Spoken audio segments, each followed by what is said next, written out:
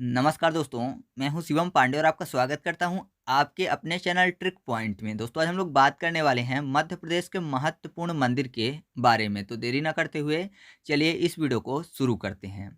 सबसे पहले हम लोग बात कर लेते हैं सास बहू मंदिर की। तो ये जो सास बहू का मंदिर है ये स्थित है ग्वालियर में। तो इसको बहुत ही आसानी से याद कर सकते हैं क्योंकि यहाँ पर देखिए शब्द क्या लिखा हुआ है, सास और बहू। आपको पता है कि सास बहू का कोई सीरियल हो अगर तो हमेशा झगड़ा चलता रहता है सास और बहू के बीच में। तो ये कह सकते हैं कि सास और जो बहू हैं आपस में एक दूसरे को गोलियां मारती रहती हैं बोली के जरिए, या फिर ऐसा समझिए कि बात के जरिए आपस में गोलियां चलाती रहती हैं, झगड़ा करती रहती हैं, है ना। तो गोलियां फॉर ग्वालियर। तो आप ऐसे याद रखिएगा कि सास बहू मंदिर कहाँ स्थित है, ग्वालियर में स्थित है। याद हो गया ना आसानी से। आगे बढ़ते हैं। इसके बाद हम लोग बात कर लेते हैं मान मंदिर की। तो जो मान मंदिर है ये भी ग्वालियर में स्थित है। तो मान हो रहा है यहाँ पर बात मान सम्मान की बात, और आपको पता है कि मान सम्मान या तो अर्जित किया जाता है या फिर गवा दिया जाता है ना। अगर मान सम्मान जो है वो तो कमाया जाता है किसी न किसी व्यक्ति के जरिए, या फिर किसी न किसी व्यक्ति के जरिए अपना मान सम्मान गवा दिया जाता है गलत काम करके। तो गवा देना फॉर ग्वालियर। तो आप ऐसे याद रखिएगा कि मान मंदिर कहाँ स्थित है, ये भी ग्वालियर में स्थित है, ठीक है। या फिर ऐसे याद रख सकते हैं कि सास बहू के बीच में जब झगड़ा होता है तो एक दूसरे का मान सम्मान नहीं रह जाता है ना। तो ऐसे भी आप चाहें तो याद रख सकते हैं। इसके बाद हम लोग बात कर लेते हैं तेली के मंदिर की। तेली का जो मंदिर है ये भी ग्वालियर में स्थित है। तो इसको याद करने के लिए ऐसा समझिए कि यहाँ पर तेली में तेल मतलब ऑयल की बात हो रही है, और ग्वालियर में एक शब्द लिखा हुआ है लेयर। याद करने के लिए कर लेते हैं लेयर। लेयर मतलब क्या होती है, परत। तो आपको पता है अगर कोई भी ऑयल है उसको अगर पानी में डाल दिया जाए तो उसकी एक अलग ही लेयर बन जाती है, यानी उसकी एक अलग ही परत बन जाती है। तो आप ऐसे याद रखिएगा कि तेल की अपनी अलग लेयर होती है। तो लेयर फॉर ग्वालियर। तो याद हो जाएगा आपको कि तेली का मंदिर भी ग्वालियर में स्थित है, ठीक है। आगे बढ़ते हैं। इसके बाद हम लोग बात कर लेते हैं आशा देवी के मंदिर की। ये स्थित है असीरगढ़ के किले में, ठीक है।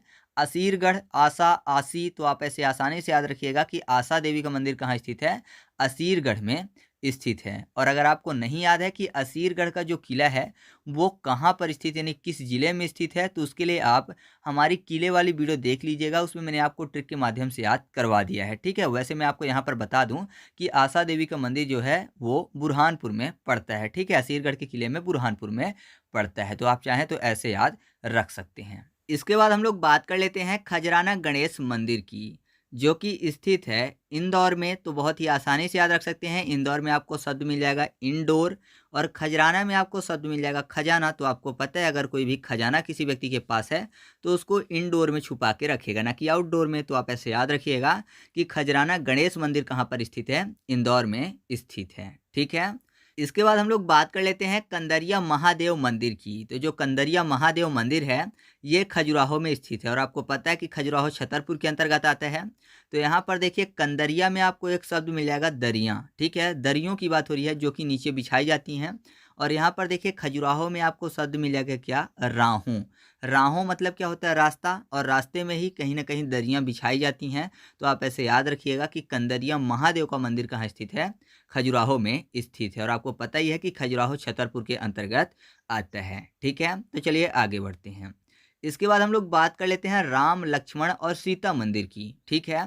ये स्थित है बांधवगढ़ में। अगर आपसे पूछा जाता है कि राम लक्ष्मण सीता मंदिर कहाँ स्थित है तो बांधवगढ़ में स्थित है। तो इसको याद करने के लिए ऐसा समझे कि यहाँ पर क्या शब्द लिखा हुआ है, राम और लक्ष्मण। वैसे सीता भी लिखा हुआ है लेकिन फिलहाल ध्यान देते हैं कि राम और लक्ष्मण शब्द यहाँ पर लिखा हुआ है। और बांधवगढ़ में आपको एक शब्द मिल जाएगा बांधव। बांधव का मतलब क्या होता है, भाई होता है। और जब भाई की परिभाषा दी जाती है तो हमेशा राम और लक्ष्मण की दी जाती है। तो आप ऐसे याद रखिएगा कि राम लक्ष्मण सीता मंदिर कहाँ पर स्थित है, बांधवगढ़ में स्थित है। और बांधवगढ़ कहाँ है तो आपको पता है उमरिया में पड़ता है।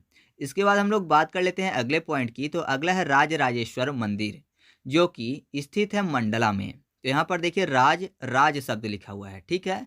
मतलब कोई भी राजा है उसको राज ही राज दिख रहा है, ठीक है। पूरे की जो भी राज्य हैं वो राज ही राज करना चाहता है सभी राज्यों में। तो जाहिर सी बात है उसको बहुत सारे राजाओं को मारना पड़ेगा तभी राज हासिल होगा। तो ये कह सकते हैं कि बहुत सारे राजाओं का मर्डर करना पड़ेगा। तो मर्डर फॉर मंडला। तो आप ऐसे याद रखिएगा कि राज राजेश्वर मंदिर कहाँ पर स्थित है, मंडला में स्थित है। इसके बाद हम लोग बात कर लेते हैं तापेश्वर महादेव मंदिर की। ये स्थित है मंदसौर में। तो यहाँ पर देखिए तापेश्वर में ताप शब्द लिखा हुआ है और मंदसौर में आपको शब्द मिलेगा सौर। सौर मतलब सूर्य भगवान की बात हो रही है ना, तो जाहिर सी बात है अगर ताप होगा तो किस में होगा सबसे ज़्यादा, सूर्य भगवान में। तो आप ऐसे याद रखिएगा कि तापेश्वर महादेव मंदिर कहाँ पर स्थित है, मंदसौर में स्थित है। या फिर यहाँ पर देखिए दूसरा शब्द भी लिखा हुआ मिल जाएगा आपको कि मंद और सौर, मंद मतलब धीमा, सौर मतलब सूर्य भगवान की बात हो रही है।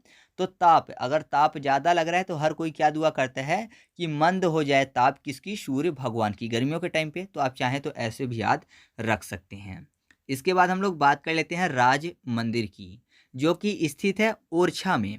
तो यहाँ पर देखिए ओरछा में आपको शब्द मिलेगा ओछा। राज मंदिर में केवल दो ही शब्द लिखा हुआ है मिलजुल कर इकट्ठा, राज और मंदिर, यानी ऐसा समझिए कि कोई मंदिर में राज कर रहा है।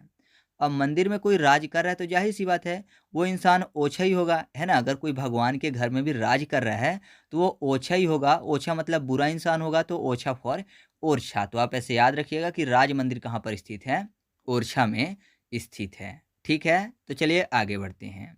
इसके बाद हम लोग बात कर लेते हैं देवी कालका मंदिर की, जो कि स्थित है धार में। तो यहाँ पर देखिए धार की बात हो रही है, धार में एक आगे शब्द जोड़ देते हैं अणा, तो क्या हो जाएगा धारण।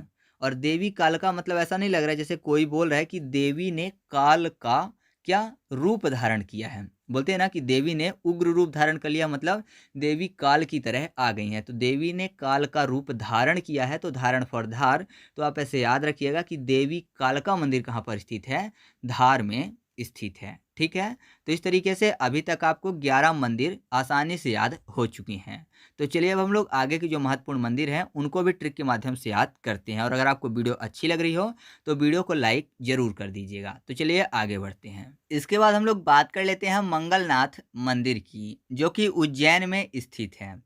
तो इसको आसानी से याद करने के लिए ऐसा समझिए कि उज्जैन में जो जैन शब्द लिखा हुआ है, तो इसका अगर इंग्लिश में लिख ले तो क्या हो जाएगा JAN, जो कि शॉर्ट फॉर्म किसका होता है, जनवरी का। और जब जनवरी की पहली तारीख आती है यानी नव वर्ष जैसे ही लगता है तो हम लोग क्या बोलते हैं कि आपका नव वर्ष मंगलमय हो, है ना। ऐसा कब बोलते हैं, जनवरी की फर्स्ट तारीख पे। तो मंगलमय हो तो मंगल फॉर मंगलनाथ का मंदिर, और जैन में बोलते हैं तो जैन फॉर उज्जैन। तो आप ऐसे याद रखिएगा कि मंगलनाथ मंदिर कहाँ पर स्थित है, उज्जैन में स्थित है। इसके बाद बात करते हैं नवग्रह मंदिर की, तो ये भी उज्जैन में स्थित है। तो यहाँ पर मंगल की बात हो रही है, मंगल एक ग्रह है, तो आपको पता हो जाएगा आसानी से कि नवग्रह मंदिर भी उज्जैन में स्थित है, जहाँ पर मंगलनाथ मंदिर स्थित है। तो आपको ऐसे आसानी से ये पॉइंट भी याद हो जाएगा। ठीक है, तो चलिए आगे बढ़ते हैं। इसके बाद हम लोग बात कर लेते हैं अगले पॉइंट की। तो अगला पॉइंट है शारदा देवी मंदिर, जो कि आपको पता ही है कि मैहर में स्थित है, मध्य प्रदेश में, बहुत ही ज़्यादा फेमस है, विंध्यवासिनी मैया की बात हो रही है। तो आप ऐसे आसानी से याद रख सकते हैं, इसके लिए कोई भी ट्रिक बताने की जरूरत नहीं है कि शारदा देवी का मंदिर कहाँ पर स्थित है, मैहर में स्थित है। ठीक है, तो चलिए आगे बढ़ते हैं। इसके बाद हम लोग बात कर लेते हैं विश्वनाथ मंदिर की, जो कि उमरिया में स्थित है। ठीक है, तो यहाँ पर देखिए विश्वनाथ यानी विश्व और अनाथ शब्द आपको मिल जाएगा। तो विश्व अनाथ हो जाएगा कब, जब उसके नाथ जो हैं, यानी ऐसा समझिए कि जो उनके पालक हैं वो मरी जाएंगे। तो मरिए फॉर मारिया यानी उमरिया। तो आप ऐसे आसानी से याद रखिएगा कि विश्वनाथ मंदिर कहाँ पर स्थित है, उमरिया में स्थित है। ठीक है, इसके बाद हम लोग बात कर लेते हैं ज्वालामुखी मंदिर की, ये भी उमरिया में स्थित है। तो ऐसा समझिए कि कोई भी व्यक्ति है जो कि ज्वाला के मुख में चला गया है। ठीक है, तो जाहिर सी बात है ज्वाला के मुख में कोई चला जाएगा, ज्वाला मतलब आग। ठीक है, तो ज्वाला के मुख में अगर कोई गिर जाएगा तो जाहिर सी बात है मर ही जाएगा, तो मरना फॉर उमरिया। तो आप ऐसे याद रखिएगा कि ज्वालामुखी मंदिर भी उमरिया में स्थित है। इसके बाद हम लोग बात कर लेते हैं पातालेश्वर महादेव मंदिर की, जो कि स्थित है अनूपपुर में। तो इसको भी बहुत ही आसानी से याद कर सकते हैं, क्योंकि यहाँ पर देखिए पातालेश्वर में आपको एक शब्द मिलेगा पता, यानी पता की बात हो रही है। और जब बात होती है पता की, तो पते की जरूरत कब पड़ती है, जब कोई आपके घर आना चाहता है, तो आना फॉर अनूपपुर। तो आप ऐसे याद रखिएगा कि पातालेश्वर मंदिर यानी पातालेश्वर महादेव मंदिर कहाँ पर स्थित है, अनूपपुर में स्थित है। इसके बाद हम लोग बात कर लेते हैं दलदली माता मंदिर की, जो कि स्थित है मंडला में। तो इसको तो बहुत ही आसानी से याद कर सकते हैं, क्योंकि मंडला में आपको एक शब्द मिल जाएगा मड। मड मतलब क्या होता है, कीचड़ होता है। और दलदली वाले क्षेत्र की बात हो रही है तो जाहिर सी बात है जहाँ कीचड़ होगा वो क्षेत्र कैसा होगा, दलदली होगा। तो याद रखिएगा दलदली माता मंदिर कहाँ पर स्थित है, मंडला में स्थित है। इसके बाद बात करते हैं गरुड़ देव मंदिर की, जो कि नरसिंहपुर में स्थित है। तो गरुड़ देव की बात हो रही है। गरुड़ में आपको एक शब्द मिल जाएगा रूर, रूर को कर लेते हैं रौर। रौर मतलब क्या होती है? दहाड़, और दहाड़ता कौन है? सिंह। सिंह फॉर नरसिंहपुर। तो आप ऐसे याद रखिएगा कि गरुड़ देव मंदिर कहाँ पर स्थित है? मध्य प्रदेश के नरसिंहपुर में स्थित है। इसके बाद हम लोग बात कर लेते हैं अगले पॉइंट की। तो अगला है सोमेश्वर मंदिर, जो कि स्थित है नरसिंहपुर में ही। तो अगर नरसिंह रूप की बात करें कि नरसिंह रूप जब भगवान ने धारण किया था तो हिरण्यकश्यप को मारने के लिए किया था, ठीक है। तो हिरण्यकश्यप को जब मारने के लिए नरसिंह रूप धारण किया था तो हिरण्यकश्यप ने वरदान मांगा हुआ था, क्या? कि ना उसको कोई दिन में मार पाए ना रात में मार पाए, ठीक है, ना अस्त्र से ना शस्त्र से, या फिर इसने उसने ऐसा भी बोला था कि मतलब 12 महीने में कभी भी ना मार पाए। तो इस तरीके से भगवान ने क्या किया था कि उसको शाम को मारा था, ठीक है, ना दिन थी ना रात थी, शाम को मारा था, ना घर के अंदर मार पाए ना बाहर मार पाए, ऐसा बोला गया था। तो घर के अंदर जैसे ही बाहर निकलते हैं तो उसी दरवाजे पर मारा था उन्होंने अपनी गोद में रखकर। तो आप ऐसे याद रखिएगा कि शाम के समय मारा था नरसिंह रूप धारण करके। तो शाम था सोमेश्वर मंदिर। तो आपको याद हो जाएगा कि सोमेश्वर मंदिर कहाँ पर स्थित है? नरसिंहपुर में स्थित है, ठीक है। इसके बाद हम लोग बात कर लेते हैं बिलहरी शिव मंदिर की, जो कि स्थित है कटनी में। बिलहरी में एक शब्द मिल जाएगा बिलारी। बिलारी मतलब बिल्ली को बोलते हैं ना, नॉर्मल सी भाषा में बोलते हैं बिलारी। तो बिल्ली की बात हो रही है। बिल्ली को इंग्लिश में क्या बोलते हैं? कैट। कैट फॉर बिल्ली, तो कैट फॉर कटनी। तो आप ऐसे याद रखिएगा कि बिलहरी शिव मंदिर कहाँ पर स्थित है? कटनी में स्थित है। वैसे मैं उम्मीद करता हूँ कि आप सब मध्य प्रदेश से हैं, तो नॉर्मली जो मध्य प्रदेश की लैंग्वेज है वो आप लोग समझते होंगे, इसलिए मैं ऐसी ट्रिक का उपयोग कर रहा हूँ, ठीक है। तो बिलहरी बिल्ली की बात हो रही है, तो आप ऐसे आसानी से इसको याद रखिएगा। इसके बाद हम लोग बात कर लेते हैं 64 योगिनी मंदिर की, जो कि दो हैं। एक जबलपुर में स्थित है और जो काफ़ी ज़्यादा फेमस है वो स्थित है खजुराहो में, मतलब छतरपुर में। तो दो महत्वपूर्ण 64 योगिनी मंदिर हैं, एक जबलपुर और दूसरा छतरपुर, जो कि खजुराहो में पड़ता है।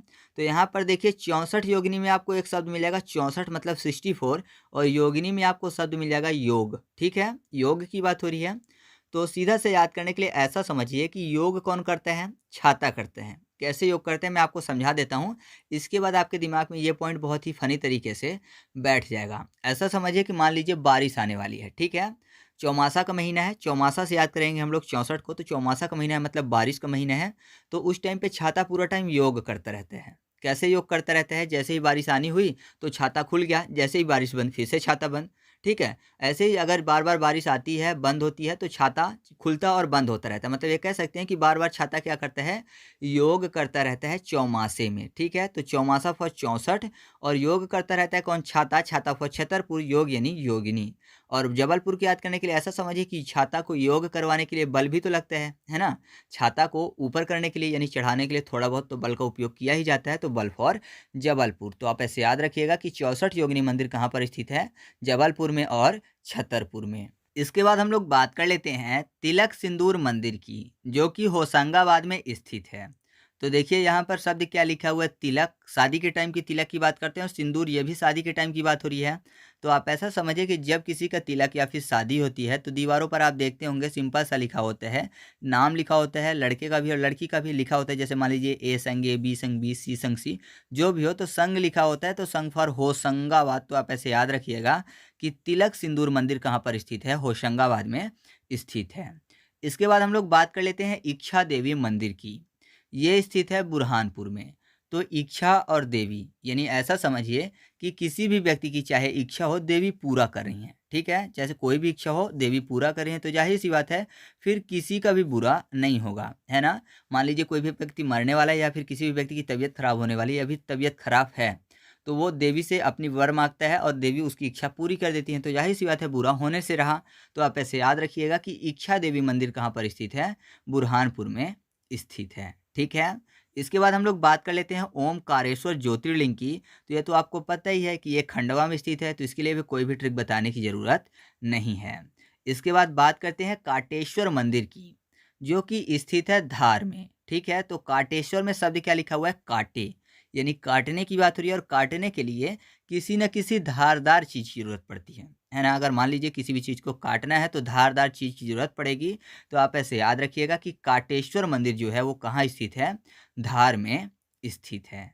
इसके बाद बात करते हैं कांच मंदिर की, तो ये स्थित है इंदौर में। तो नॉर्मली आपने देखा होगा कि जो कांच वाली चीज़ें होती हैं लोग छिपा के रखते हैं बच्चों से इंडोर में, ठीक है। तो आप ऐसे याद रखिएगा कि कांच मंदिर कहाँ पर स्थित है, इंदौर में स्थित है। इसके बाद बात करते हैं चामुंडा मंदिर की और साथ ही साथ कालका मंदिर की। दोनों के दोनों उज्जैन में स्थित हैं। इससे पहले कालका मंदिर एक और आया था, देवी कालका का मंदिर, जो कि कहाँ स्थित था, तो वो था धार में। और ये जो कालका का दूसरा मंदिर है ये स्थित है उज्जैन में।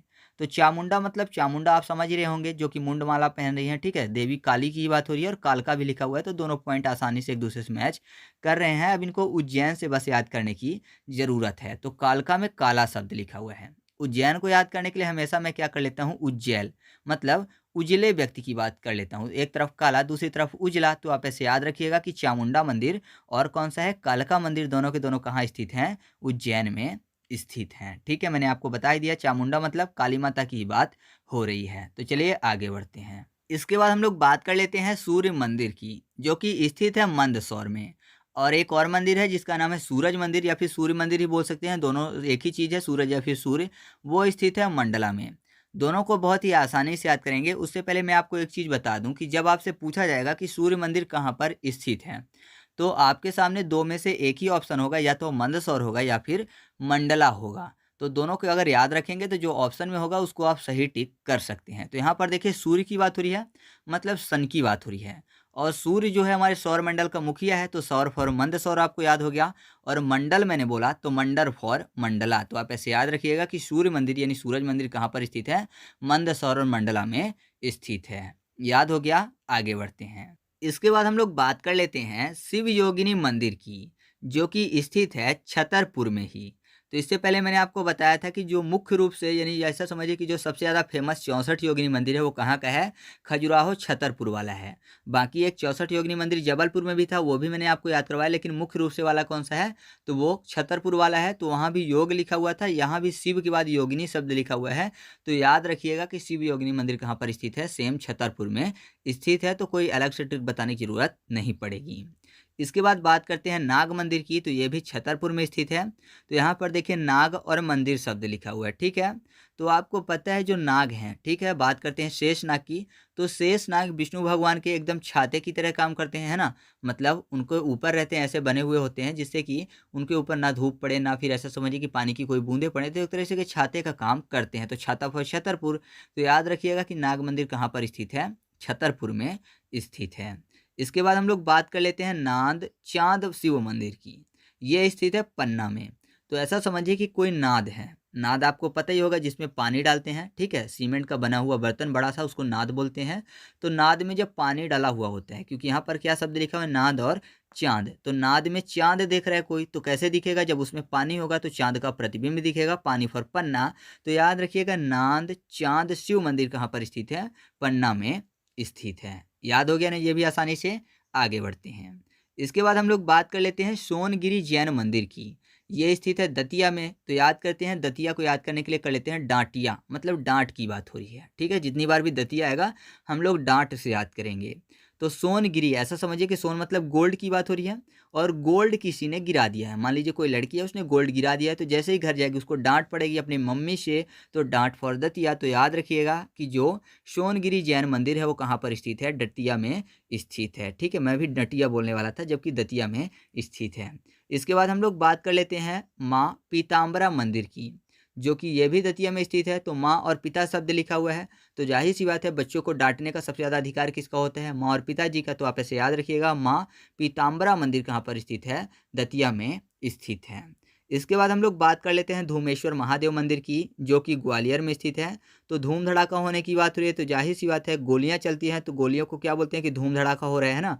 ऐसा समझिए बम गोलियों की बात हो रही है, तो बम गोले फट रहे हैं तो धूम धड़ाका हो रहा है, तो गोले फॉर ग्वालियर। तो आप ऐसे इस पॉइंट को भी याद रखिएगा।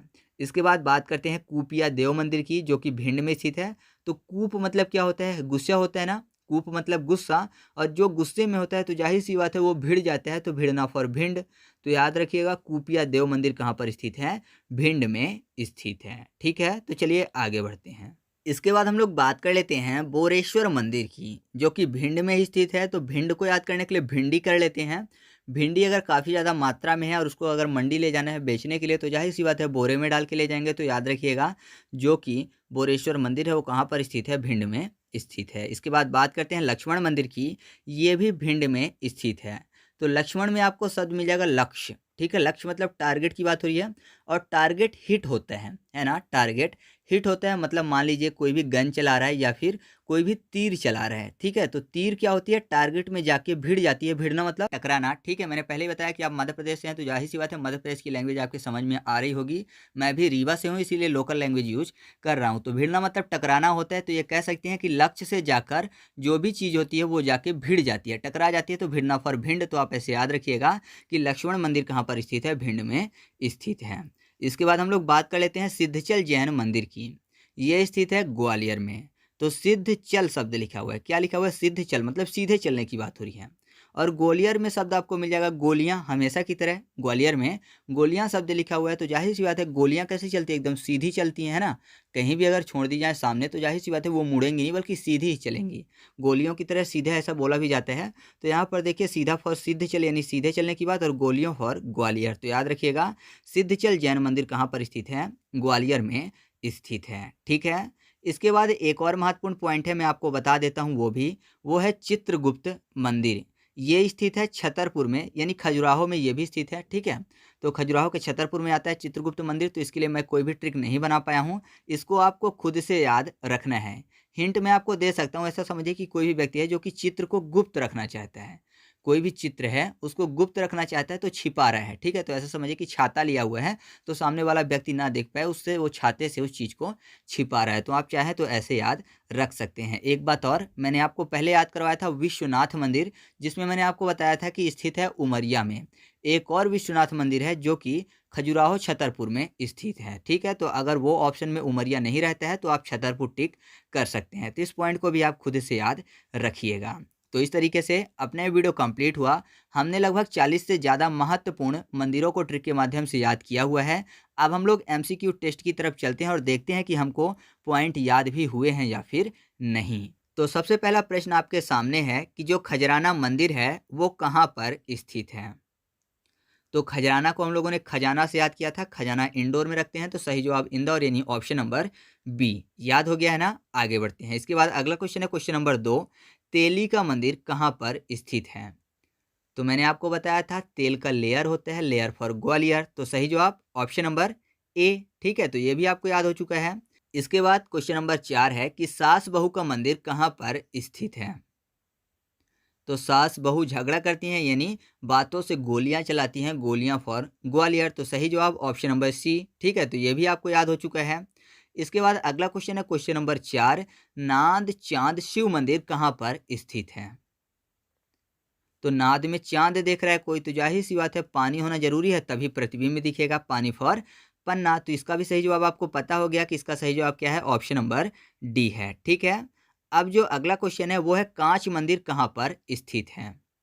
तो मैंने आपको बताया था कि बच्चों के भय से कांच कहाँ रखा जाता है। तो आप इसका उत्तर कमेंट करके बताइएगा, ठीक है। और अगला क्वेश्चन है वो ये है कि इच्छा देवी का मंदिर कहाँ पर स्थित है। तो इन दोनों क्वेश्चन के आंसर आप कमेंट करके बताइएगा, ठीक है। तो अगर आपको वीडियो अच्छी लगे तो वीडियो को लाइक कर दीजिए, दोस्तों के साथ शेयर कर दीजिए। चैनल पर पहली बार है चैनल को सब्सक्राइब करके बेल आइकन जरूर दबा लीजिए, जिससे कि आपको ऐसी वीडियो के नोटिफिकेशन मिलते रहें। और हाँ, अगर आप मध्य प्रदेश के और भी ट्रिकी वीडियो देखना चाहते हैं तो उसकी लिंक आपको कमेंट बॉक्स में पिन की हुई मिल जाएगी, आप वहाँ से उन सभी वीडियो को देख सकते हैं। तो चलिए मिलते हैं अगले वीडियो में, तब तक के लिए जय हिंद।